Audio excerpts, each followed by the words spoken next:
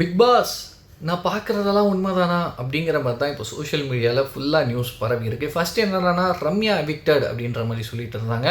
அதுக்கப்புறமா ஒரு list already வந்துருச்சு. உள்ளே இருக்கக்கூடிய கண்டஸ்டன்ஸ் எல்லாருக்குமே தெரியும் யார் யார் எத்தனை நாள் இருக்க போகிறாங்க. பிக் பாஸே ஒரு ஸ்கிரிப்டட் அப்படின்ற மாதிரி ஒரு கூட்டம் சொல்லிட்டு இருந்துச்சு.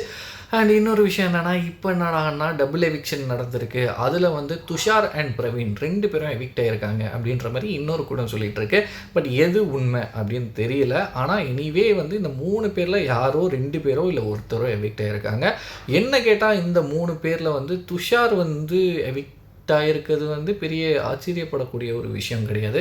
அவர் ஏன் எவிக்ட் ஆனார், சப்போஸ் அவர் ஆயிருந்தால் ஏன் எவிக்ட் ஆனார் அப்படின்றது அவருக்கே நல்லா தெரியும், நமக்குமே நல்லா தெரியும். அவர் உள்ளே ஃபுல்லாக ஹரோஹரா ஹரோஹரா அப்படின்ற மாதிரி இருந்த மாதிரி தான் இருந்துச்சு.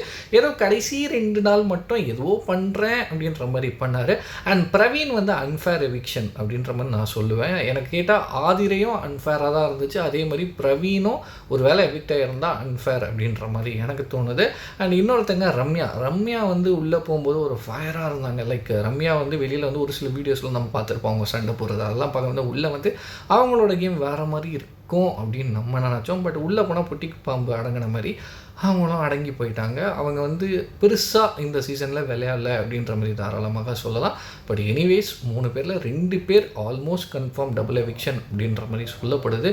என்ன ஏது அப்படின்ட்டு அஃபீஷியலாக டெலிகாஸ்ட் பண்ணதுக்கப்புறம் பார்த்து தெரிஞ்சுக்கலாம்.